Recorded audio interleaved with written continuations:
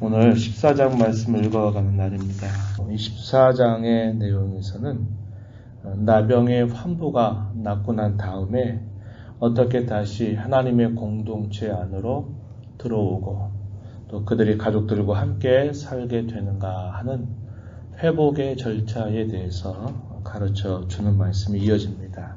자신의 몸에 피부병인지 그것이 종기인지 아니면 그것이 나병인지를 잘 분별해서 그것이 나병의 경우에는 하나님 앞에서 제사를 드릴 수 없는 상황에 처하게 되고 또 그들이 사랑하는 가족들뿐만 아니라 그들이 백성들과 함께 살고 있는 진 바깥에서 분리돼서 생활해야만 되는 상황이 펼쳐진다. 우리가 어제 함께 살펴보았습니다. 그래서 그러한 경우가 될 때에는 살았다고 하는 이름은 가지고 있지만은 실상은 죽은 자와 방불한 삶을 살아갈 수밖에 없는 비참한 처지에 놓이게 된다 하는 것을 우리가 살펴보게 됩니다. 그러한 과정 가운데서 그가 그 나병으로부터 치유함을 받아서 다시 하나님의 백성 공동체 안에 들어오고 그의 사랑하는 가족들과 더불어서 살아가게 될 때에도 정결케 하는 절차들을 밟아야 될 것에 관하여 이야기해 줍니다. 자신이 나병에 걸렸다라고 생각할 때 그는 얼마나 비참한 상황에 처하게 될까요? 하나님 앞에 제사를 드릴 수도 없는 상황이 되어버렸고 가족들과 더불어 함께할 수도 없었습니다. 어떻게 보면 그의 평생의 삶에 낙인이 찍힌 것처럼 비참한 삶을 살아갈 수밖에 없는 안타까운 삶을 살아갈 수밖에 없는 처지에 놓이게 되었을 텐데 그가 그 나병으로부터 회복이 돼서 다시 자신의 본래의 자리로 돌아오게 된다는 것은 얼마나 그의 일생일대의 큰 기쁨과 감사의 날이 되는지 모릅니다. 바로 그러한 모습들을 오늘 우리가 본문 속에서 필요한 절차들을 통하여 회복되는 것에 관하여 우리가 읽게 되는 겁니다. 본문 1절로부터 9절까지의 내용에서는 그런 회복되는 그런 절차가 어떠한가에 대한 이야기들을 소개해 줍니다. 가장 먼저 그가 해야 될 일은 뭐냐면 제사장에게로 찾아오는 겁니다. 그리고 백성들이 거하는 진 바깥에서 그 환부가 나았는지를 정확하게 진단해 주게 됩니다. 그리고 그 환부에서 그가 회복이 되었다는 것이 분명하게 확정이 되면은 제물을 준비해야만 합니다. 그 준비해야 될 제물이 뭐냐면 살아있는 정결한 새 2마리를 준비해서 그 2마리와 함께 백향목 또 홍색실과 우슬초를 준비하게 됩니다. 그 2마리 가운데서 1마리를 흐르는 물 위 질그릇에서 1마리를 잡습니다. 그리고 살아있는 다른 새 1마리는 이미 죽은 새의 피를 거기에 발라서 정결함을 받을 자에게 7번 뿌린 다음에 그것을 들에 놓아서 살려주게 됩니다. 이 의식이 의미하는 것은 뭐냐면 자유롭게 되었다고 하는 겁니다. 그를 일생일대 묶어두었던 그런 질병으로부터 그가 벗어나서 이제 자유하게 되었다라는 것을 보여주는 하나의 의식입니다. 그리고 난 다음에 정결함을 받을 자는 자신의 옷을 빨고 자신의 몸을 깨끗하게 씻도록 하는 규정에 따라야 되고요. 그리고 난 다음에서야 비로소 진 밖에 있었던 사람들이 거주하는 진으로 들어올 수 있게 되지만 그러나 여전히 아직 가정에는 들어갈 수 없게 됩니다. 거기에서 약 일주일 정도를 진 안에서 살되 가죽 안에 들어갈 수 없도록 그렇게 하셨어요. 그리고 난 다음에 7일째가 되는 날에 다시 몸을 씻고 정결하게 한 다음에 마침내 가족들과 함께 동거할 수 있게 된 겁니다. 그리고 난 다음에 이제 8일째가 되는데 또 하나의 분명한 정결 이해를 해야 되는데 그것이 바로 하나님 앞에 제사를 드려서 이제 회복되는 절차를 밟아가는 겁니다. 그 내용이 본문 10절에서부터 우리가 읽은 32절까지 길게 소개가 되는데 그가 드려야만 되는 제사는 4가지입니다. 속건제가 하나 있고요. 그 다음에 속죄제가 있습니다. 이 속건제와 속죄제는 우리가 앞에서 살폈던 것처럼 반드시 의무적으로 드려야만 하는 제사에 해당이 됐고요. 또 그와 함께 번제를 드려야 했고 소제를 곁들여서 드리도록 한 것입니다. 이 4가지의 제사를 행하고 난 다음에 비로소 그가 이제 정상적인 생활을 할 수 있도록 하게 됐어요. 그 회복의 회막 그것을 제사를 드리는 것은 이제 회막에서 그 결례를 지켜가야 되는데 제 8일째 되는 날에 제물들을 준비해 오게 됩니다. 흠없는 수양 2마리 그리고 어린 암양 1마리와 소제물 이 4가지를 준비해서 드리게 됩니다. 그 내용들이 우리가 읽은 말씀 가운데서 12절에서부터 20절까지 그 내용이 쭉 소개가 되고 있습니다. 그래서 가장 먼저 행하는 제사는 속건제를 드리게 합니다. 속건제를 드리게 한 다음에 그 다음에 19절 가서 보게 되면은 속죄제를 드리게 합니다. 속죄제를 드리고요. 20절 가서 보면요. 번제와 소제를 드리게 됩니다. 그리고 난 다음에 그 모든 절차가 마쳐지게 되면 그가 이제 일상적인 삶을 가족들과 함께 할 수 있는 그런 기회가 주어지는 것이죠. 21절에서부터 32절까지의 내용에서는 힘이 미치지 못하는 사람, 다시 말해서 형편이 어려운 사람의 경우에는 이렇게 하도록 하라 라고 하는 규정이 주어지게 됩니다. 소위 말해서 가난한 사람, 하나님 앞에 충분하게 이런 재물들을 준비할 수 없는 사람에게는 이렇게 준비해서 하도록 해라 하는 말씀을 건네주시게 됩니다. 어린 수양 1마리를 준비해서 그 어린 수양은 속건제로 드려라. 또 소제물을 준비하게 하고요. 산비둘기 2마리나 집비둘기 새끼 2마리를 준비해서 1마리는 속죄제로 또 1마리는 번제로 드리도록 해라. 그러나 효력에 있어서는 동일하게 하나님께서 인정해 주시겠다라고 약속하시게 됩니다.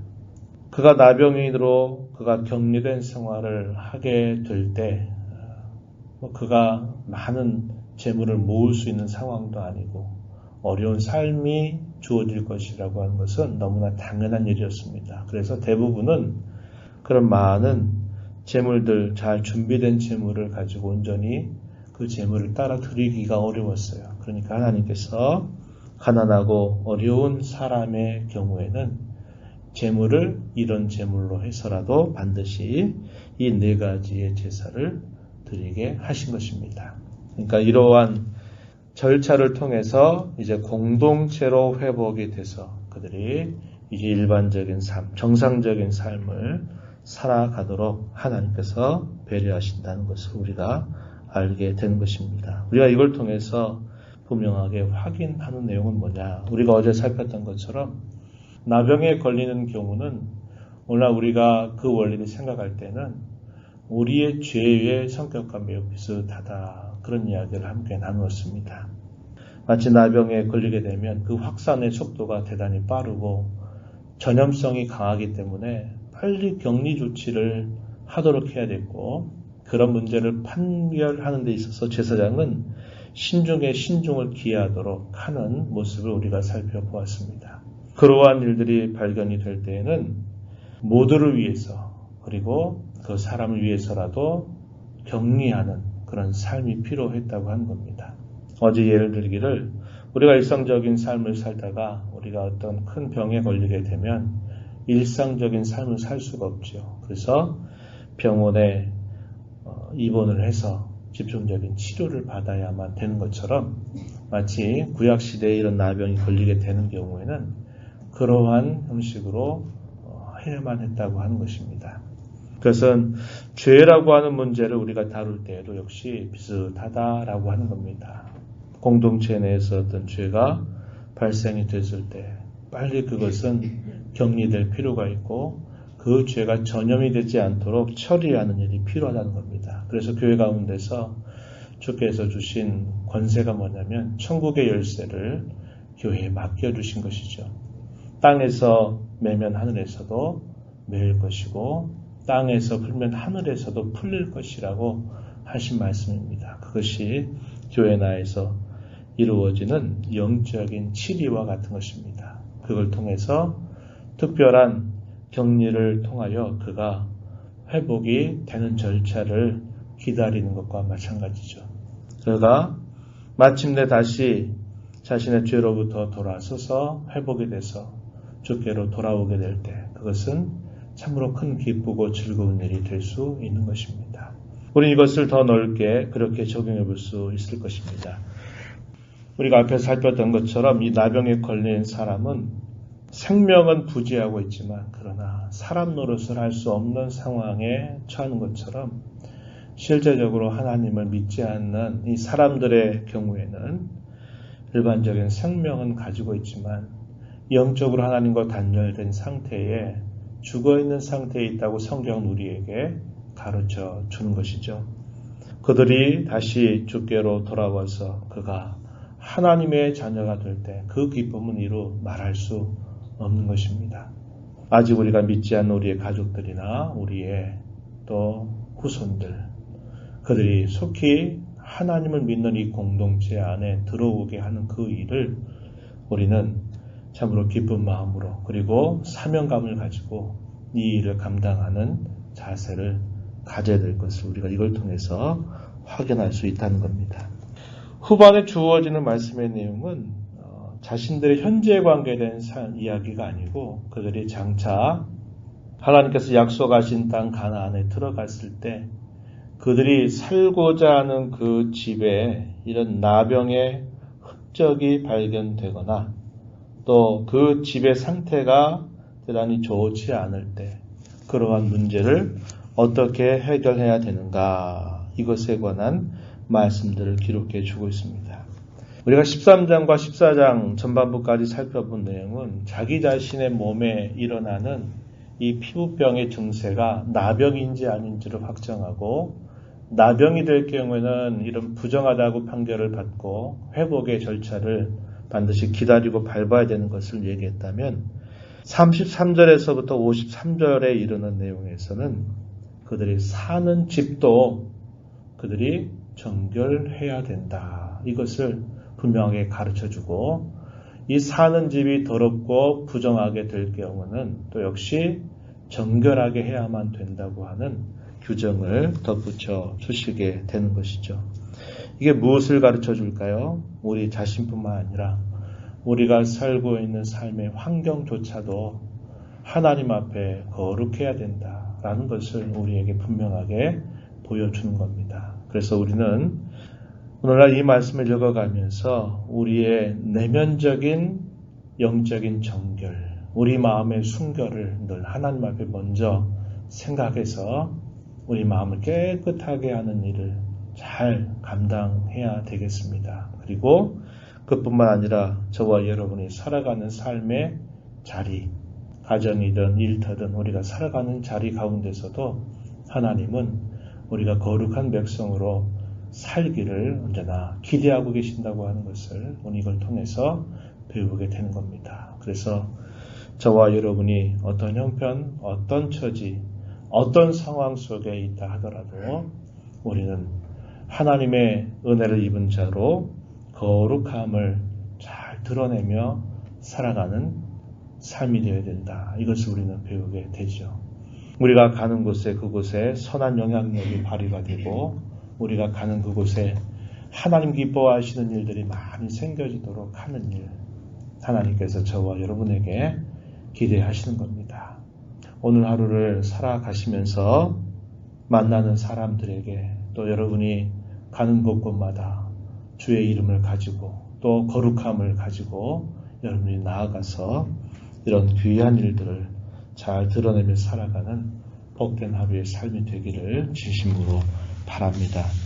하나님 아버지 감사합니다. 이 새벽 시간에 저희들을 불러주셔서 오늘도 하나님이 하시는 말씀을 듣게 하시고 또 그 말씀을 통해 구원의 은혜를 받은 자들, 하나님의 자녀가 된 저희들에게 무엇을 기대하고 원하시는지를 다시 한번 살펴가게 하시니 감사드립니다.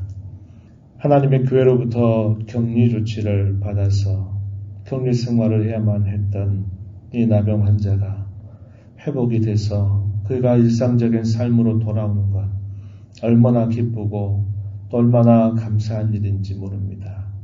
하나님을 알지 못하던 사람들, 육신적인 생명은 가지고 있지만 참 생명이 없는 그 사람들이 이제 하나님께로 돌아와서 영생을 가지고 살아가는 일, 이처럼 기쁘고 즐거운 일 없을 것입니다.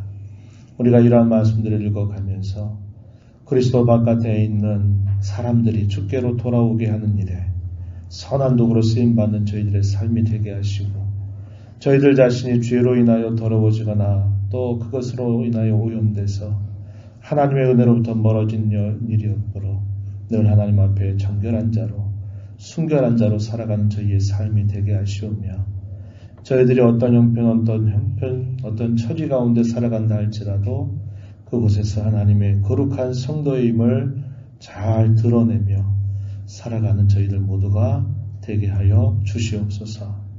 오늘 수능 시험을 또 감당하는 많은 수험생들 하나님께서 은혜를 베풀어 주셔서 준비하는 것만큼 최선의 또 실력을 발휘할 수 있도록 인도하여 주시오며 특별히 하나님의 자녀들에게 더욱더 크신 은혜를 더하여 주시기를 원합니다. 은혜의 보좌 앞에 나와서 간절하게 기도하는 모든 심령들을 용납하시고 간구의 귀를 기울여 주옵소서. 예수님 이름으로 간절히 기도드리옵나이다.